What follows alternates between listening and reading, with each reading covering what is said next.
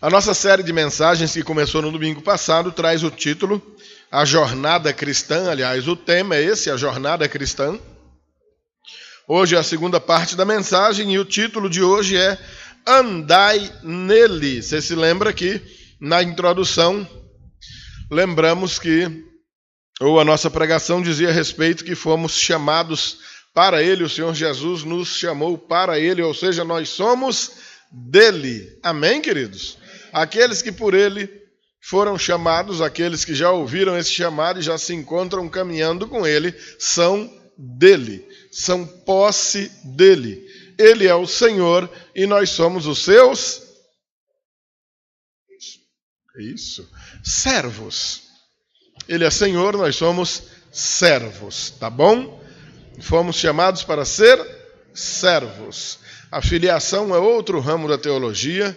São realmente filhos de Deus, não tenha dúvida disso, mas que requer uma outra abordagem para diferenciar também do restante da população mundial, que segue um ditado muito bonitinho, poético, lindo de se falar, que diz que todo mundo é filho de Deus, e isso mantém muita gente debaixo de um engano perigosíssimo, porque não são filhos de Deus coisa nenhuma.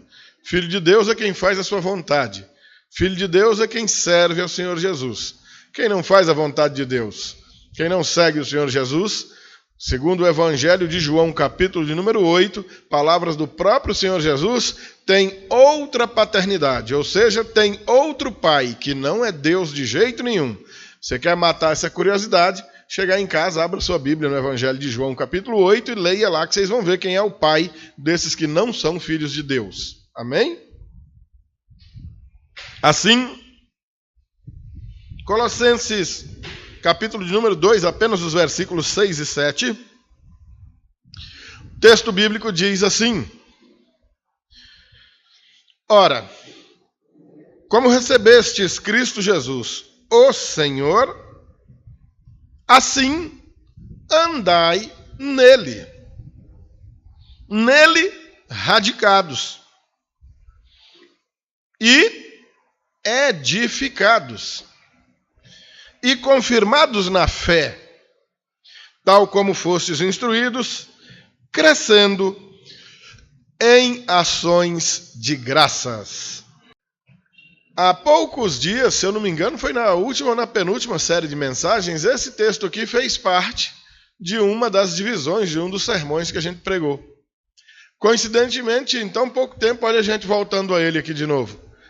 Só que hoje, nos aprofundando um pouco mais no próprio texto, porque nós iremos expô-lo por completo. Na outra ocasião, ele foi uma mera ilustração, uma das partes ilustrativas de um sermão. E hoje ele é o foco. Ora, antes de mais nada, é preciso compreender que a mensagem está sendo direcionada especificamente para um grupo de crentes, para um grupo de santos, salvos, alcançados pela graça salvadora do Senhor Jesus.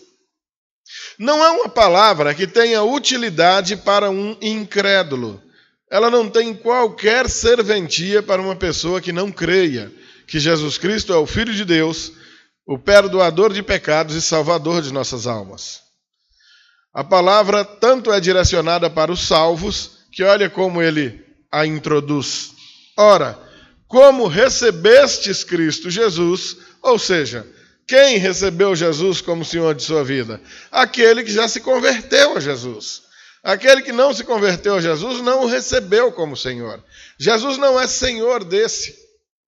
Não obstante, a palavra é direcionada para você mesmo, meu irmão. Para você mesmo, minha irmã. Você que recebeu o Senhor Jesus. Amém, queridos? Então, tendo isso em mente, compreendendo isso, caso contrário, vai ser muito difícil compreender o restante da mensagem. Olha só. Como recebestes, ou seja, se é que recebestes, ou já que vocês receberam, ou ainda, se é que vocês receberam, ou seja, a mensagem tem esse direcionamento. Ela não está sendo dirigida a quem eventualmente não tenha recebido Jesus como Senhor. Amém? E, certamente, a hipocrisia ou nominalismo religioso é o grande problema enfrentado no trato para com o homem em suas atitudes de fidelidade ou de infidelidade. E é curioso, amados, que essa questão da hipocrisia religiosa é algo geral e corriqueiro. Isso acontece em todas as religiões. Eu vou contar apenas, ver se eu me lembro bem de 2 aqui para ilustrar para os irmãos. Vocês sabem que os muçulmanos não bebem. Se entrar com bebida alcoólica lá no país deles, eles destroem. É considerado igual tem o tráfico de droga aqui, tem um tráfico de bebida lá, porque é proibido bebida alcoólica lá. O grande prêmio do Bahrein de Fórmula 1, ao invés de champanhe, os camaradas soltam lá um suco de frutas lá, gaseificado, porque não pode ter nem champanhe tem por lá. Mas eu conheci uns em Brasília que bebia que eram as raposas, sabe? Por quê? Porque estão longe de suas comunidades, longe de sua terra, não tem ninguém fiscalizando. O que é isso? Hipocrisia. Se o profeta Maomé deles diz que é pecado beber, não se deve beber. Se o Alcorão ali proíbe a embriaguez, proíbe o beber, então eles não podiam beber em lugar nenhum do mundo. Mas como estão aqui no Brasil, e aqui no Brasil a coisa é meio relaxada mesmo, não, os caras largavam o pau na cachaça, era com gosto de gás mesmo. Na loja lá trabalhando, uma coisa irrepreensível, sisudo, aptos para falar mal do cristianismo, numa habilidade tremenda, mas hipocritamente desobedecendo os ditames das leis islâmicas que os regem lá em seus países de origem. Outro, muitos anos atrás eu era cobrador de ônibus lá em Brasília, eu devia ter 19 para 20 anos de idade, trabalhava com um motorista apelidado por Hulk. Ouvi dizer que o Hulk se converteu, se ele ver esse meu vídeo aí, ele vai dar risada disso. E o Hulk naquela época era um macumbeirão de responsa, sabe? Pegava encomenda de trabalho para fazer macumba para os outros lá e coisa e tal. E eu sempre comentando com ele sobre aquelas coisas, como é que é esse negócio mesmo? Qual o efeito disso aí? Como é que você faz? Isso aqui a gente faz assim e tal, e mata a galinha aqui, coisa e tal, vai acontecer isso e aquilo outro. Falei, e se não acontecer? Se não acontecer é problema do camarada para lá, eu tenho que receber o meu. Falei, mas como assim, rapaz? Tu não é um sacerdote desse negócio, não? Não achava a galinha encomendada, pegava um frango velho de qualquer jeito mesmo e tocava para frente. Era um negócio esquisito. Encomendava uma cor de vela, o cliente dava outra. Vá assim mesmo, se não funcionar, a culpa é dele. Ou seja, a hipocrisia existe em qualquer religião. E na nossa não era diferente, ou não era para ser diferente. No meio do cristianismo, hipocrisia é o pau que rola. Quando Paulo está dizendo para aqueles irmãos, olha, assim como, ou seja, como vocês receberam Cristo Jesus, então vocês têm que andar nele. Ora, é impossível que alguém diga que recebeu Cristo Jesus e ande conforme quer, e não conforme o nosso Senhor determina. Vocês estão compreendendo, amados? Se o islâmico lá é hipócrita que bebe a cachaçinha escondido, se o macumbeiro lá é hipócrita porque não faz o despacho direito, recebe e o que encomendou o despacho lá que se dane, no nosso meio, isso não deveria acontecer. Provérbios 1:7 vai dizer então que o temor do Senhor é o princípio da sabedoria. A sabedoria começa em temer a Deus. Temer a Deus é exatamente a confissão de que você sabe quem Ele é, que os olhos dele percorrem toda a terra, que não existe nada escondido aos olhos de Deus, que você ainda não pronunciou a palavra, mas Ele já sabe o que você iria ou vai dizer, porque Ele sonda mentes e corações, Ele sabe o que se passa aí no interior da tua alma. Então como? Se é que você recebeu Cristo Jesus, como você vai viver ou praticar algo que sabidamente desagrada a Ele? Como que você vai levar uma vida costumeiramente na prática daquilo que você sabe que ele condena.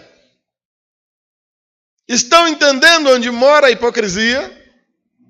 E quanto mais o tempo passa, mais a coisa parece que aperta. Paulo escreve isso aqui no século I, 20 séculos se passaram. 2000 anos quase, desde quando ele escreveu isso aqui. Já havia hipocrisia naqueles dias, e existe hipocrisia até os dias de hoje. Da onde deveria vir o bom exemplo, lamentavelmente, é que a coisa bagunça. E de cima de púlpitos nós temos pastores mentirosos, ladrões, adúlteros.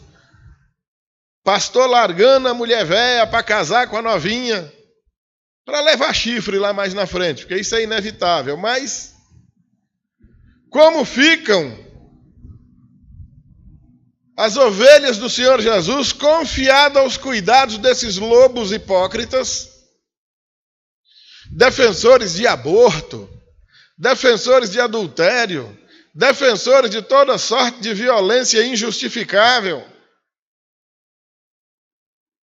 defensores de bebedeira, de vícios, porque eles mesmos praticam, são apaixonados por essas coisas. Como eles vão coibir isso na vida dos outros? Hipócritas. Com a boca, dizem que receberam o Senhor Jesus, mas na vida prática, não demonstram que caminham com o Senhor Jesus. Ainda, o que nunca irá faltar no mundo são pessoas que se digam cristãs, que tenham recebido o Senhor, mas sem mostras na vida prática que testemunhem essa fala deles. E isso é terrível, meus amados. Isso é lamentável. Ora, como recebestes Cristo Jesus, o Senhor, você se lembra da pregação do domingo passado, amados? A relação é essa e não tem outra. Ele é Senhor e nós somos servos e Ele é. Se não for assim, meu amado, não dá. Nós não vamos engatar nem a segunda marcha, não vamos sair do lugar. Ele é Senhor, nós somos servos. Nós somos servos, Ele é Senhor. Se Ele é nosso Senhor, Ele é nosso dono. Se Ele é o Senhor, Ele é quem manda. E nós obedecemos. Pouco importa se eu gosto ou não. Nós não somos chamados para um debate. Não é uma democracia. O Evangelho não é democrático. O Senhor é rei. Ele reina. Foi Ele quem estabeleceu suas leis. E os súditos do reino obedecem, pronto, e acabou. Pastor, mas isso é uma ditadura. Tire discursos políticos da cabeça. Deus não é político. O Evangelho não é nenhuma constituição. Amém, amados?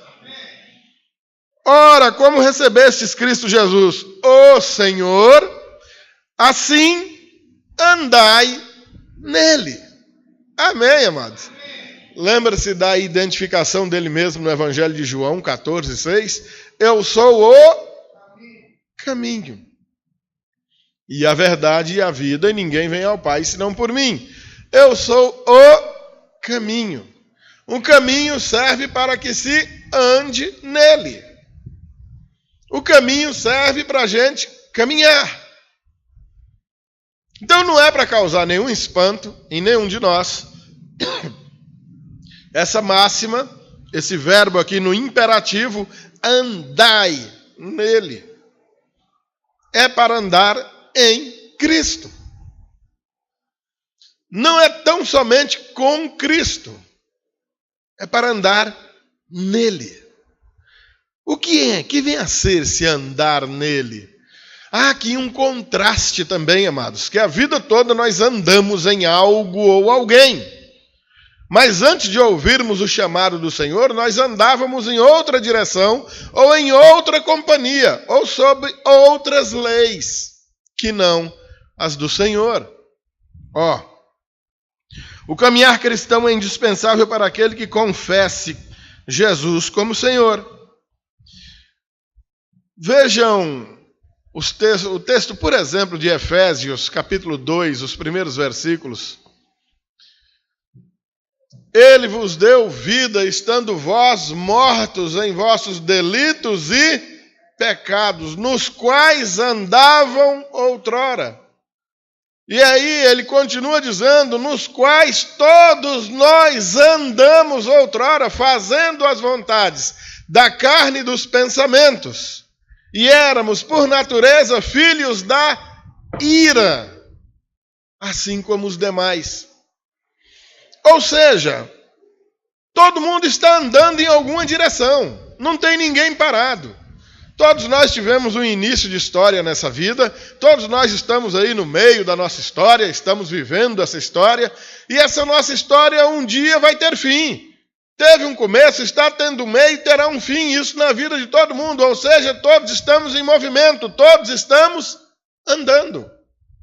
Tem ninguém parado, quem parou é porque já morreu. Em Efésios ele está dizendo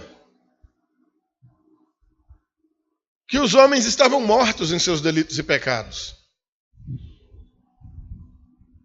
E andavam segundo o príncipe da potestade do ar, segundo os demônios, segundo o curso deste mundo, fazendo a vontade da carne e do pensamento, e eram por natureza filhos da ira. Esse era o andar de antigamente. Era assim que todos andavam antigamente. Mas agora que ele está falando com alguns que receberam Cristo Jesus, o Senhor, amém, queridos? Agora esses não, esses andam nele. E não mais naquele outro andar, naquele antigo andar, fazendo a vontade da carne e do pensamento. No tempo em que nós éramos merecedores da ira. Agora, não andamos mais segundo a nossa carne, segundo nossos pensamentos, regidos por principados e potestades do mal. Mas agora andamos no Senhor Jesus. Amém?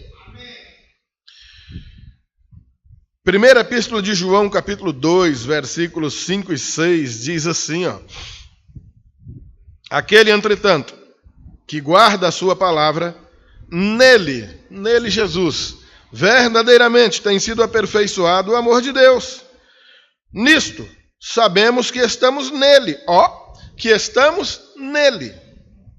Aquele que diz que permanece nele, esse deve também andar assim como ele andou.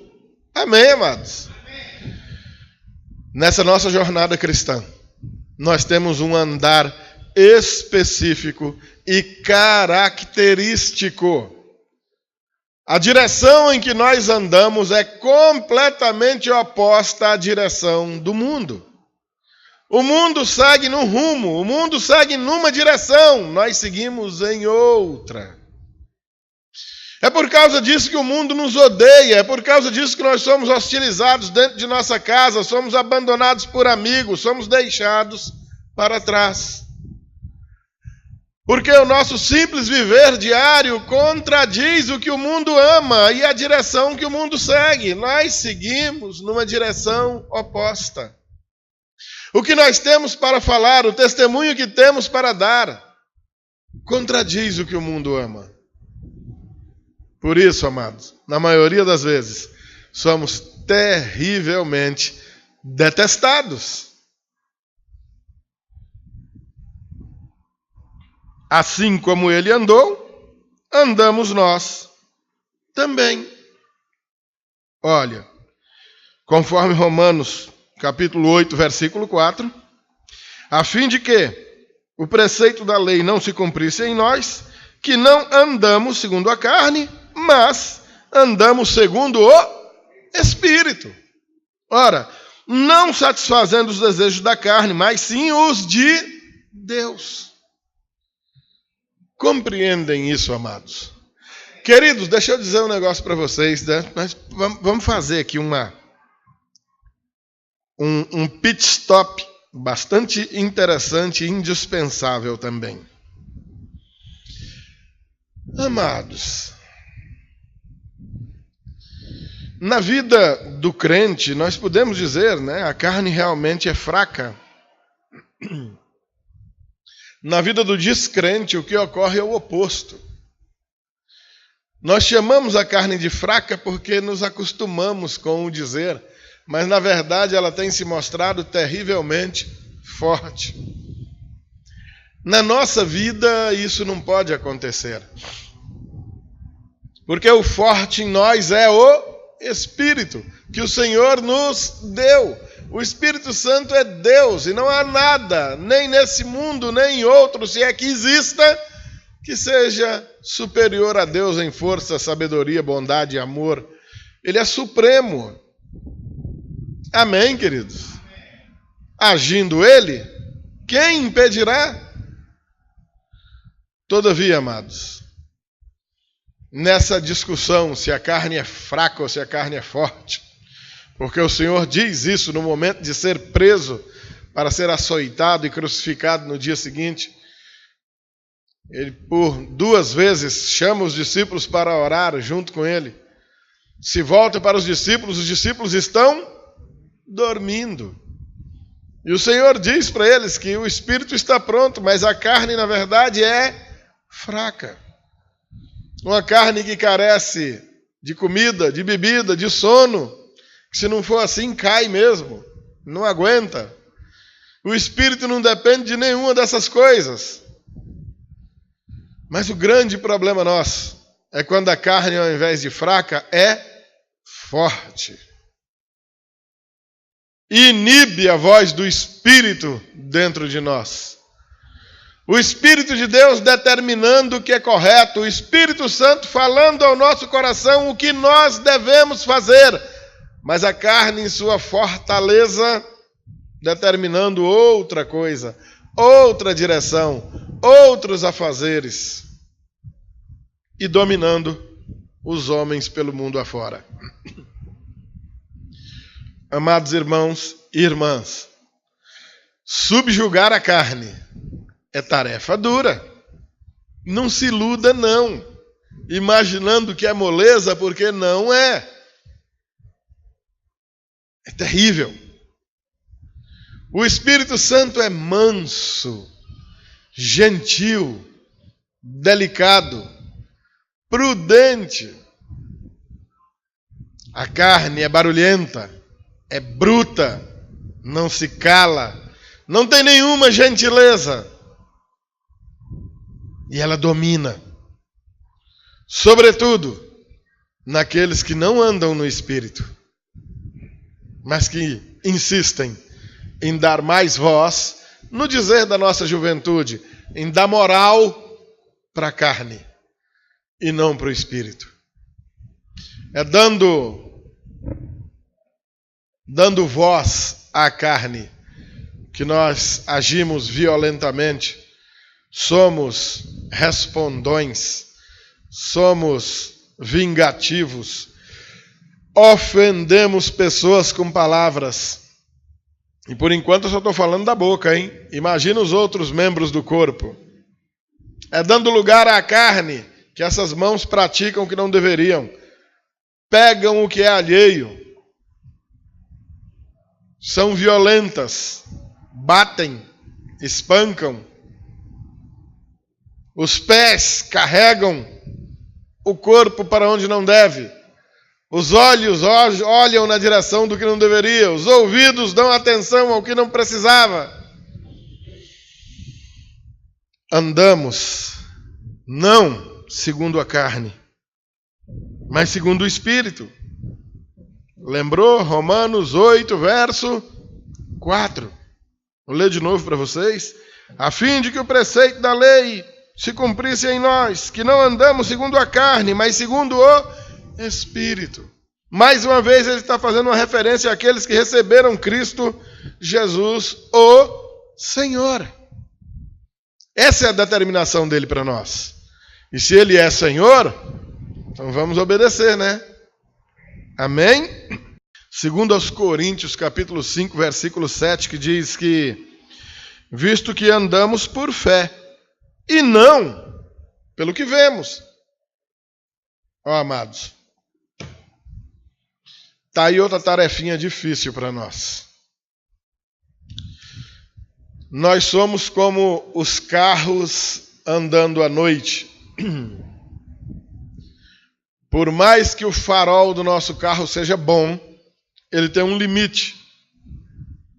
Seria bom se a gente fosse daqui para Teresina, quando a gente virasse ali no balão, desse uma luz alta e iluminasse a estrada até Teresina, né? Fizesse até as curvas. Mas não, ele vai iluminar ali uns 100, talvez 200 metros já fraquinho na frente do carro, e é tudo que a gente pode ver. Para frente, onde o farol não está clareando, a gente simplesmente não vê. Esses olhos carnais são assim. A gente estica aqui a cara, ó, e consegue ver alguma coisa até onde a visão alcança. Os olhos da fé existem para que a gente creia que esse Deus que nos chamou, esse mesmo, o Senhor Jesus que você recebeu como o Senhor, verdadeiramente te chamou para uma vida viva. Ele te libertou verdadeiramente para que você fosse livre. E Ele garantiu que estaria conosco todos os dias até a consumação dos séculos. Amém, amados? Mas quantos são os momentos em que nós simplesmente deixamos de crer nisso? Olhamos para um lado, olhamos para o outro e digo, agora pronto, agora tudo se acabou, agora não tem mais solução, agora não tem mais saída, agora acabou-se tudo. Deus me abandonou, Jesus mentiu para mim, Ele disse que estaria comigo até a consumação do século, mas Ele achou coisa mais importante para fazer e foi embora, agora eu estou só.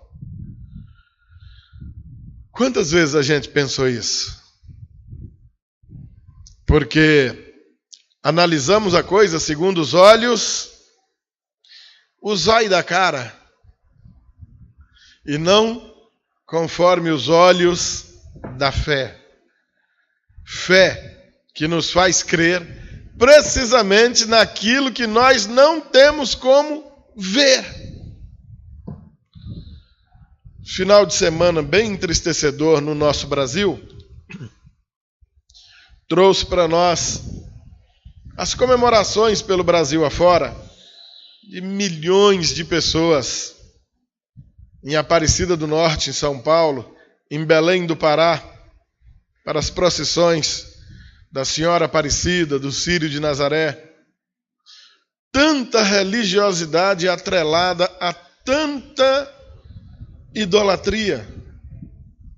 O que faz as pessoas seguirem uma imagem, um objeto inanimado, um objeto de barro, depositando tanta fé e esperança, fazendo sacrifícios terríveis em prol daquele objeto, chorando, emocionado, indo lá, tocando, botando a mão e dizendo que tem muita fé naquilo. É claro, amados, nós respeitamos, olha, isso fique claro, respeito cabe em qualquer lugar. A maioria de nós aqui no passado também fez a mesma coisa. E por que fizemos? Porque éramos cegos.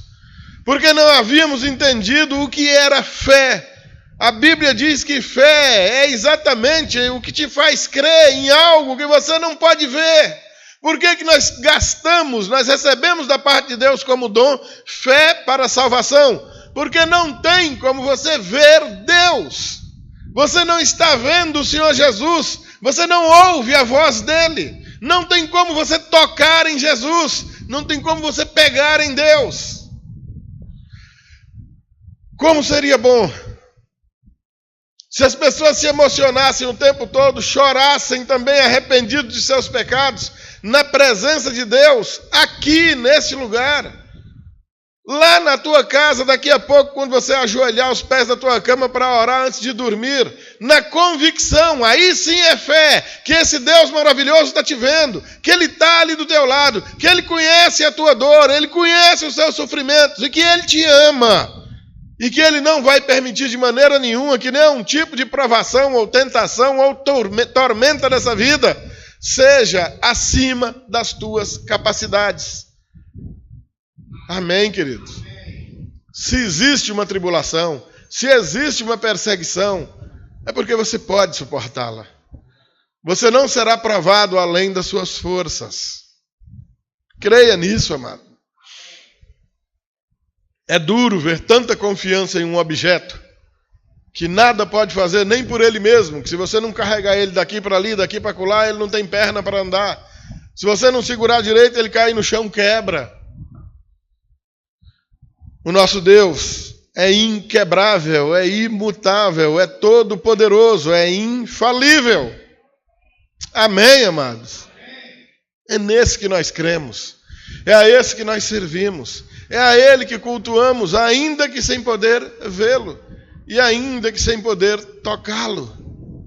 Cremos pela fé, porque o vemos com olhos espirituais. Versículo de número 7. Se o 6 vinha dizendo, ora, como recebestes Cristo Jesus, o Senhor, assim andai nele. Aí o 7 vai dizer, nele radicados. Radicados, ou seja, enraizados. Assim como a raiz de uma planta forte, saudável, bem firme. Da mesma maneira que uma árvore forte, frondosa, está agarrada à sua raiz e por isso vive, e é inabalável por causa disso, a mesma coisa, nós, tendo o próprio Senhor Jesus como essa raiz. A Bíblia chama Jesus de raiz, a raiz de Davi. A planta recebe os nutrientes daquela raiz. Você tira a raiz da árvore e a planta morre.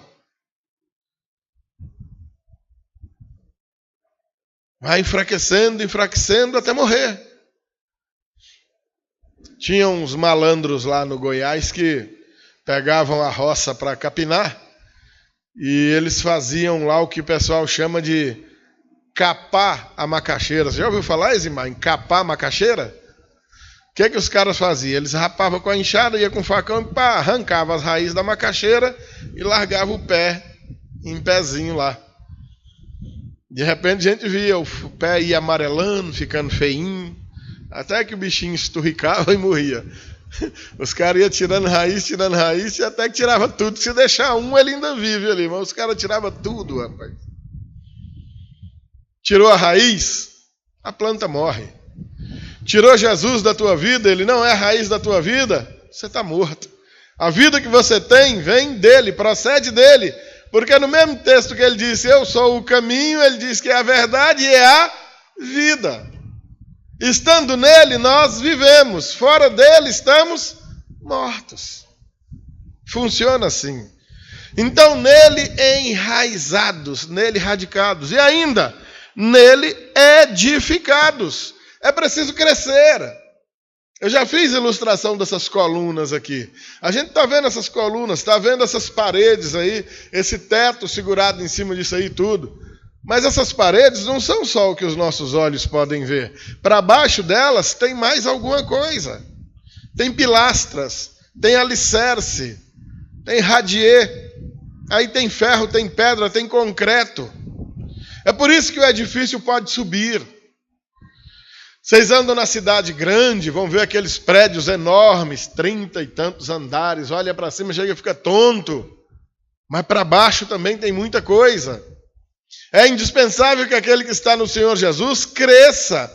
Edificação é construção, edificados nele, ou seja, construídos sobre ele. A base firme é o Senhor. E a palavra de Deus chama ele de rocha angular, de pedra de esquina, de pedra principal da construção. É por isso que aqueles que estão firmados nele não caem. Amém, queridos? Por isso, pode subir. Ainda, nele, confirmados na fé.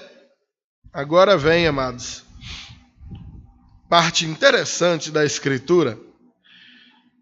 Epístola de Tiago, capítulo 1, nos primeiros versículos, ele já começa abordando essa questão. Tiago 1:2 diz: meus irmãos, tende por motivo de toda alegria ao passardes por várias provações.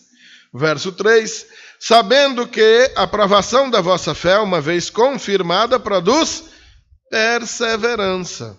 Ou seja, a provação dessa fé, sendo confirmada, é que produz alguma coisa. Amados, provar a fé não é tarefa fácil. Nós não fomos chamados para nada fácil.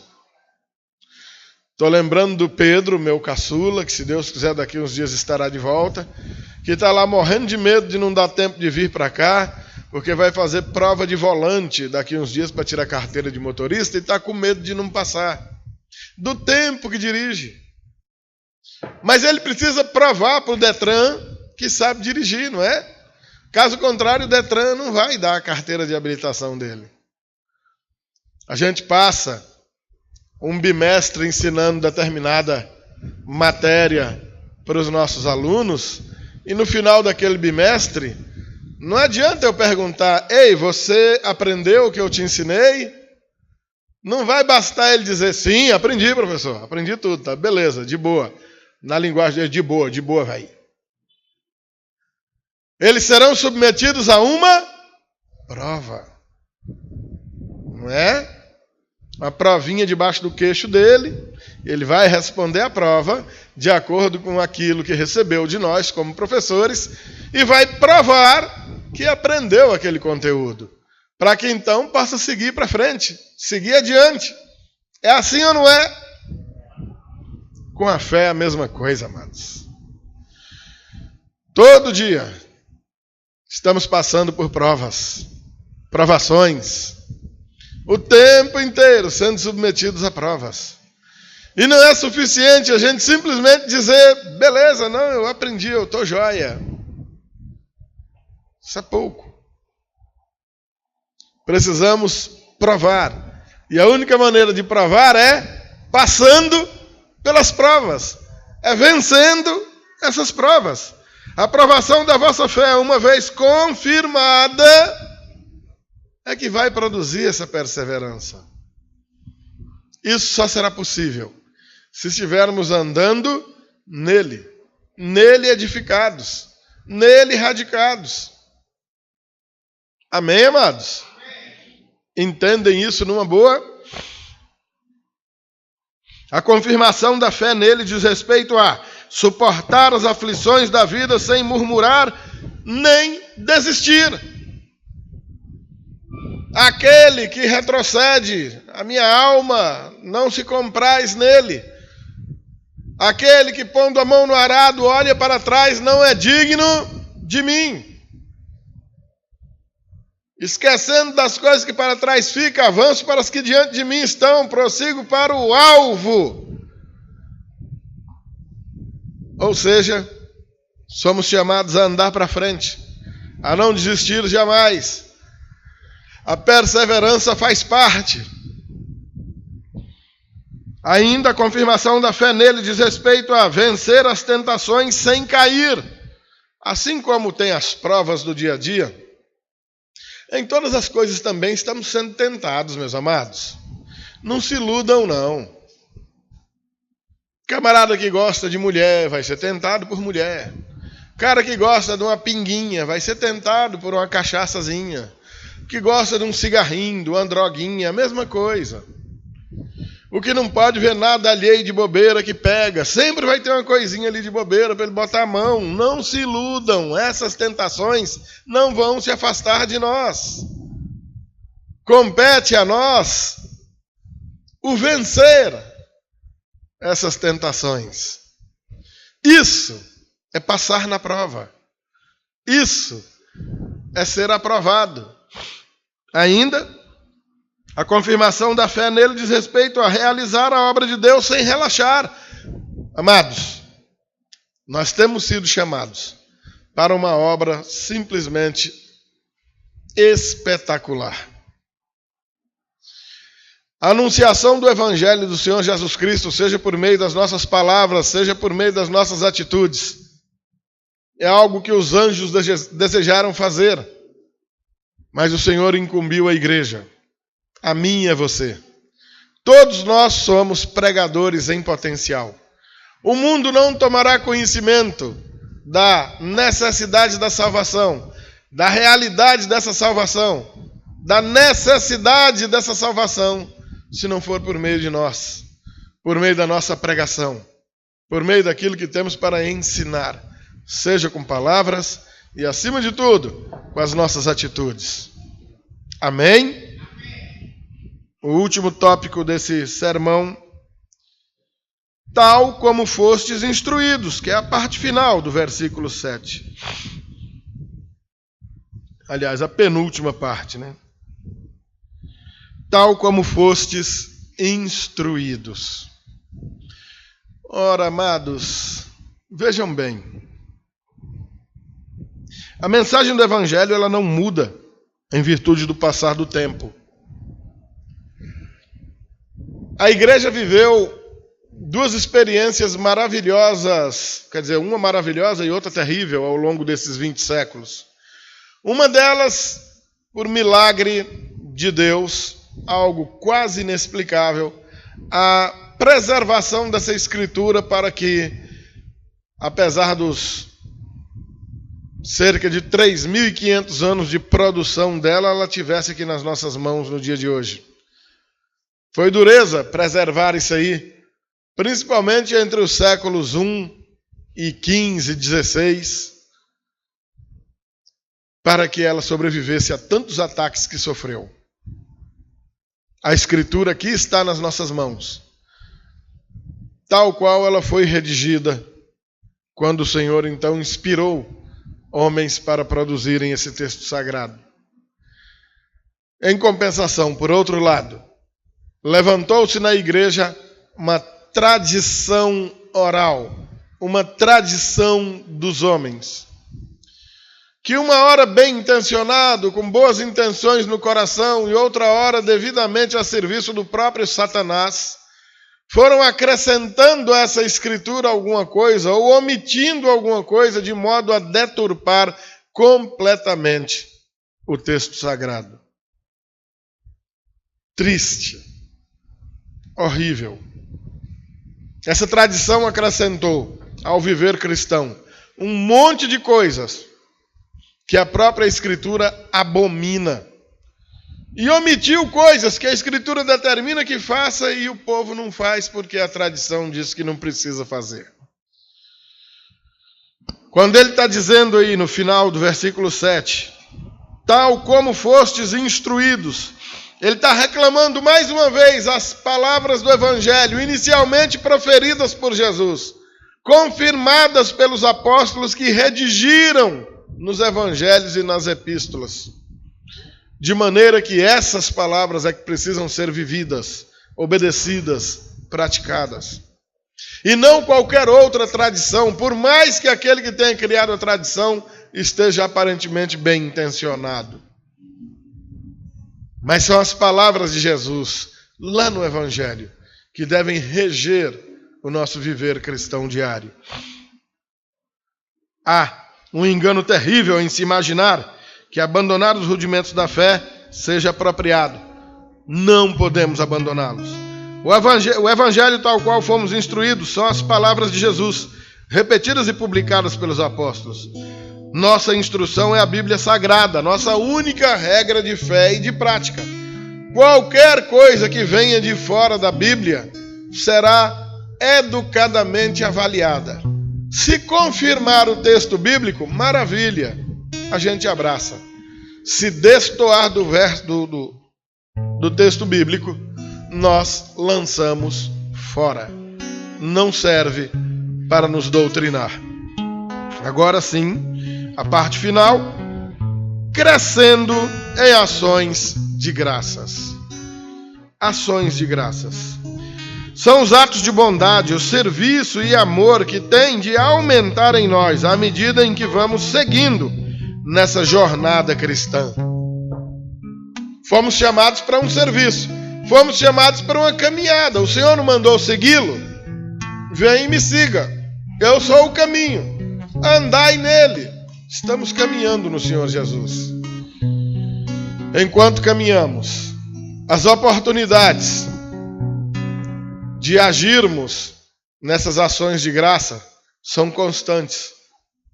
Como eu disse, nós pregamos com as palavras, mas pregamos ainda muito mais por meio de nossas atitudes, de nossas ações. Essas ações de graças são o conjunto das obras da nossa vida. Seja dentro de casa, no local de trabalho, andando na rua, aqui na igreja, pouco importa onde estejamos. As nossas ações, os nossos atos, as nossas atitudes, as obras que realizamos têm de ser condizentes com esse evangelho que encheu o nosso coração. Essas são as ações de graças. E ele está dizendo que não basta que elas existam em nós. Ele está dizendo que elas precisam crescer, crescendo em ações de graças. Essas ações de graças precisam aumentar dia após dia, conforme crescemos na fé, conforme aumentam os dias em que nós seguimos o Senhor. Essas ações de graças também aumentam em nossas vidas. Amém, queridos? Tenham isso em mente, meditem nessas palavras, andai nele. É a parte 2 dessa série de mensagens sobre a jornada cristã. Como em qualquer jornada, nós estamos andando, estamos em movimento. Se estamos andando, tem caminho para deixar para trás, tem cascalho para jogar para trás. Vamos caprichar nessa caminhada, amados irmãos, porque é o caminho que nos conduz à vida eterna. E do nosso bom andar, do nosso bom procedimento, frutos virão como a conquista de outras tantas almas que tomarão conhecimento do chamado por meio de nós, servos do Senhor.